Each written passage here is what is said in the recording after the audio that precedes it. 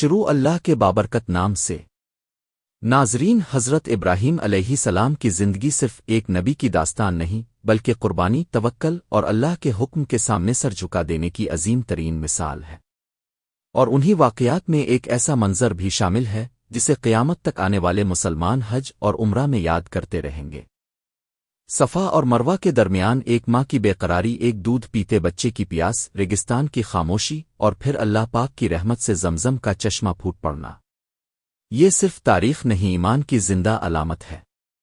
آج 9 ذی الحج کے مبارک دن کے موقع پر پیش ہے ایک مفصل تحقیقی اور جذبات سے بھرپور داستان، جس میں حضرت ہاجرہ علیہ السلام کی سئی، حضرت اسماعیل علیہ السلام کا معجزے، زمزم کے جاری ہونے، بنو جرہم کی آمد اور حضرت اسماعیل علیہ السلام کی شادی تک کی تمام اہم تاریخی اور اسلامی روایات کو تفصیل کے ساتھ بیان کیا گیا ہے۔ ہزاروں سال پہلے ایک خاموش، سنسان اور بے آب و گیا سرزمین، نہ کہیں سبزہ، نہ پانی، نہ انسانی آبادی، دور دور تک صرف ریت، پتھر اور جھلسا دینے والی گرمی۔ یہی وہ مقام تھا جسے آج دنیا مکہ مکرمہ کے نام سے جانتی ہے۔ اسی وادی کے بارے میں حضرت ابراہیم علیہ السلام کا یہ دعا مانگنا مذکور ہے: اے ہمارے رب، میں نے اپنے گھر والوں کو تیرے محترم گھر کے پاس ایک ایسی وادی میں آباد کیا ہے جہاں کوئی کھیتی نہیں۔ اس وقت وہاں نہ خانہ کعبہ اپنی موجودہ صورت میں موجود تھا، نہ آبادی، نہ بازار، نہ قافلے، صرف خاموشی تھی اور اللہ کا حکم۔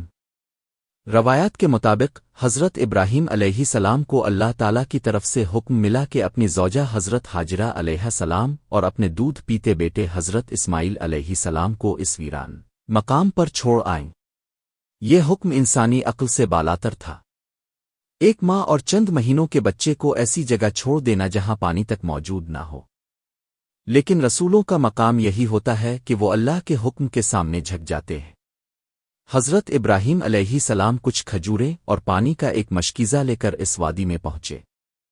انہوں نے حضرت ہاجرہ علیہ السلام اور حضرت اسماعیل علیہ السلام کو وہاں بٹھایا اور واپس روانہ ہونے لگے۔ یہ منظر انتہائی دردناک تھا۔ حضرت ہاجرہ حیرت اور پریشانی کے عالم میں ان کے پیچھے چلیں اور پوچھا: اے ابراہیم، آپ ہمیں اس سنسان وادی میں کس کے سہارے چھوڑ کر جا رہے ہیں؟ لیکن حضرت ابراہیم علیہ السلام خاموش رہے۔ حضرت ہاجرہ علیہ السلام نے بار بار یہی سوال کیا مگر جواب نہ ملا۔ آخرکار انہوں نے پوچھا: کیا اللہ نے آپ کو ایسا حکم دیا ہے؟ حضرت ابراہیم علیہ السلام نے فرمایا: ہاں۔ یہ سنتے ہی حضرت ہاجرہ علیہ السلام کے ایمان کا عظیم منظر سامنے آیا۔ انہوں نے فوراً کہا: پھر اللہ ہمیں ضائع نہیں کرے گا۔ یہ الفاظ صرف ایک عورت کے نہیں تھے بلکہ کامل یقین، توکل اور ایمان کی ایسی مثال تھے جو قیامت تک یاد رکھی جائے گی۔ حضرت ابراہیم علیہ السلام واپس روانہ ہوئے۔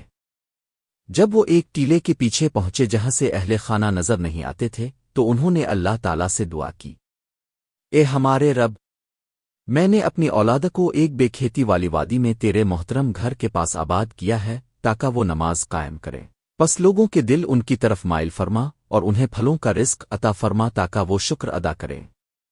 یہ دعا بعد میں حرف با حرف پوری ہوئی۔ چند دن گزرے، پانی ختم ہو گیا، کھجوریں بھی ختم ہو گئیں، سورج کی تپش بڑھتی گئی۔ حضرت اسماعیل علیہ السلام شدت پیاس سے رونے لگے۔ ایک ماں کے لیے اس سے زیادہ تکلیف دہ منظر کیا ہو سکتا ہے کہ اس کا معصوم بچہ پیاس سے تڑپ رہا ہو اور اس کے پاس کچھ نہ ہو۔ حضرت ہاجرہ علیہ السلام نے سوچا شاید کہیں پانی مل جائے۔ قریب ہی ایک پہاڑی تھی جسے صفا کہا جاتا تھا۔ وہ فوراً اس پر چڑھ گئیں تاکہ دور تک دیکھ سکیں، مگر ہر طرف خاموش صحرا تھا۔ وہ وہاں سے اتریں اور دوسری جانب مروہ کی طرف دوڑیں۔ درمیان میں وادی کا ایک نشیبی حصہ تھا جہاں سے حضرت اسماعیل علیہ السلام نظر نہیں آتے تھے۔ ماں کا دل بے چین ہو جاتا، اس لیے وہ اس حصے میں تیز دوڑتی تاکہ جلدی سے دوسری طرف پہنچ سکیں۔ مروہ پر پہنچ کر انہوں نے پھر پانی تلاش کیا مگر کچھ نہ ملا۔ وہ دوبارہ صفا کی طرف لوٹیں۔ اسی طرح انہوں نے 7 مرتبہ صفا اور مروہ کے درمیان چکر لگائے۔ یہ صرف دوڑ نہیں تھی، یہ ایک ماں کی بے بسی، محبت، امید اور اللہ پر یقین کی داستان تھی۔ آج دنیا بھر کے مسلمان حج اور عمرہ میں صفا اور مروہ کے درمیان جو سعی کرتے ہیں وہ دراصل حضرت حاجرہ علیہ السلام کی اس یاد کو زندہ کرتے ہیں۔ اللہ تعالیٰ نے ایک ماں کی اس تڑپ کو ایسا مقام عطا فرمایا کہ اسے عبادت کا حصہ بنا دیا۔ جب 7واں چکر مکمل ہوا تو اچانک حضرت حاجرہ علیہ السلام نے ایک آواز سنی۔ وہ گھبرا کر ادھر الفادیر دیکھنے لگے۔ روایتوں میں آتا ہے کہ یہ حضرت جبرائیل علیہ السلام تھے۔ انہوں نے اپنے پر ایڑی سے زمین پر ضرب لگائی، اور بعض روایات میں آتا ہے کہ حضرت اسماعیل علیہ السلام اپنے ننھے پاؤں زمین پر مار رہے تھے۔ اچانک زمین سے پانی پھوٹ پڑا۔ ریگستان کی خشک زمین سے ایک چشمہ جاری ہو گیا۔ حضرت حاجرہ علیہ السلام حیران رہ گئیں۔ وہ فوراً پانی کے گرد مٹی جمع کرنے لگیں تاکہ پانی بہہ کر ضائع نہ ہو۔ ساتھ ہی کہتی جاتی تھیں، زم زم زم زم، یعنی او رک جا۔ اسی نسبت سے اس چشمے کا نام او زمزم ہی پڑ گیا۔ رسول اللہ نے فرمایا کہ اگر حضرت حاجرہ علیہ السلام پانی کو نہ روکتی تو زمزم ایک بہتا ہوا دریا بن جاتا۔ یہ محض پانی نہیں تھا، یہ اللہ کی رحمت، معجزہ اور قیامت تک کے لیے برکت کا نشان تھا۔ صدیوں گزر جانے کے باوجود زمزم آج بھی جاری ہے۔ دنیا کے بے شمار کنویں خشک ہو چکے، دریا بدل گئے، جھیلیں ختم ہو گئیں، مگر زمزم آج بھی اسی طرح جاری ہے جیسے ہزاروں سال پہلے تھا۔ تحقیقی اعتبار سے بھی زمزم ایک حیرت انگیز چشمہ ہے۔ لاکھوں حاجی ہر سال اس سے پانی پیتے ہیں، اپنے ساتھ لے جاتے ہیں، مگر اس کی مقدار ختم نہیں ہوتی۔ ماہرین نے اس کے پانی میں کئی معدنی خصوصیات بھی بیان کی ہیں۔ رسول اللہ نے فرمایا، زمزم کا پانی جس نیت سے پیا جائے وہی فائدہ دیتا ہے۔ اب اس وادی کی حالت بدلنے لگی۔ جہاں پہلے موت جیسی خاموشی تھی وہاں اب پانی موجود تھا، اور عرب کے صحراؤں میں پانی کا مطلب زندگی ہوتا ہے۔ کچھ عرصے بعد یمن کی طرف سے آنے والا قبیلہ بنو جرہم اس علاقے کے قریب سے گزرا۔ انہوں نے فضا میں پرندے اڑتے دیکھے۔ عرب جانتے تھے کہ پرندے عموماً پانی کے قریب ہوتے ہیں۔ انہوں نے اپنے لوگوں کو تحقیق کے لیے بھیجا۔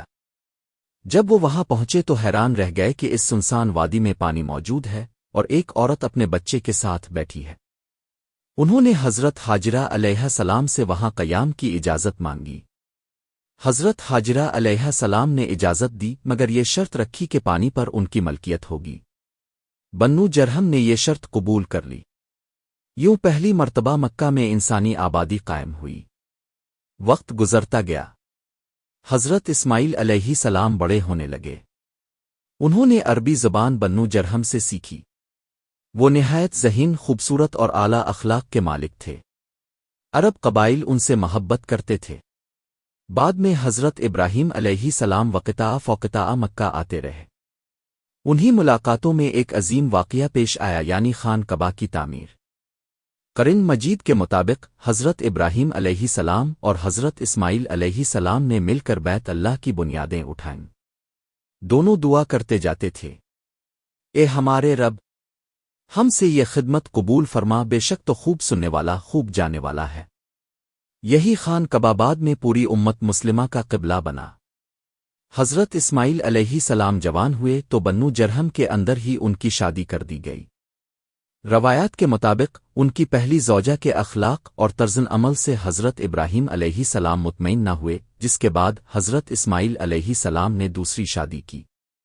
یہ واقعہ بھی انتہائی سبق آموز ہے۔ روایات میں آتا ہے کہ ایک مرتبہ حضرت ابراہیم علیہ السلام مکہ آئے اور حضرت اسماعیل علیہ السلام گھر پر موجود نہ تھے۔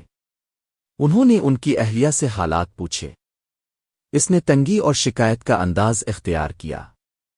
حضرت ابراہیم علیہ السلام واپس جاتے ہوئے پیغام دے گئے کہ اپنے دروازے کی چوکھٹ بدل دینا۔ جب حضرت اسماعیل علیہ السلام واپس آئے تو انہوں نے سمجھ لیا کہ یہ ان کے والد کا اشارہ ہے۔ چنانچہ انہوں نے پہلی زوجہ کو الگ کر دیا۔ بعد میں دوسری شادی ہوئی۔ ایک اور موقع پر حضرت ابراہیم علیہ السلام آئے تو دوسری اہلیہ نے اللہ کا شکر ادا کیا اور اچھے انداز میں گفتگو کی۔ حضرت ابراہیم علیہ السلام نے جاتے ہوئے فرمایا، اپنی چوکھٹ کو قائم رکھنا۔ حضرت اسماعیل علیہ السلام سمجھ گئے کہ والد اس رشتے سے خوش ہیں۔ یہ تمام واقعات صرف تاریخی قصے نہیں بلکہ ان میں عظیم اسباق پوشیدہ ہے۔ حضرت حاجرہ علیہ السلام ہمیں سکھاتی ہیں کہ مایوسی کے عالم میں بھی کوشش ترک نہیں کرنی چاہیے۔ انہوں نے بیٹھ کر معجزے کا انتظار نہیں کیا بلکہ صفا اور مروہ کے درمیان دوڑتی رہی۔ تب اللہ کی مدد آئی۔ حضرت ابراہیم علیہ السلام ہمیں کامل اطاعت کا درس دیتے ہیں۔ حضرت اسماعیل علیہ السلام قربانی، صبر اور وفاداری کی علامت ہیں، اور زمزم اس بات کی نشانی ہے کہ اللہ جب چاہے تو خشک زمین سے بھی رحمت کے دریا جاری کر دے۔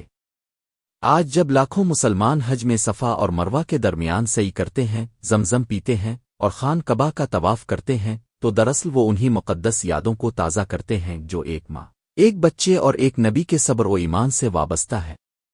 نوزی الحج کا دن ہمیں یہی یاد دلاتا ہے کہ اللہ کی راہ میں دی گئی قربانی کبھی ضائع نہیں ہوتی۔ ایک ماں کی بے قراری کو عبادت بنا دیا گیا، ایک بچے کی پیاس کو معجزہ بنا دیا گیا، اور ایک ویران صحرا کو دنیا کا مقدس ترین مقام بنا دیا گیا۔ ناظرین، آج کی اس ایمان افروز داستان سے ہمیں یہ سبق ملتا ہے کہ اللہ تعالیٰ اپنے بندوں کو کبھی تنہا نہیں چھوڑتا۔ حضرت حاجرہ علیہ السلام کی بے مثال سعی، حضرت اسماعیل علیہ السلام کی معصوم پیاس، اور زمزم کے مقدس چشمے کا جاری ہونا اس بات کی روشن دلیل ہے کہ جب بندہ اللہ پر کامل بھروسہ کرتا ہے تو رحمت کے دروازے وہاں سے کھلتے ہیں جہاں انسان گمان بھی نہیں کر سکتا۔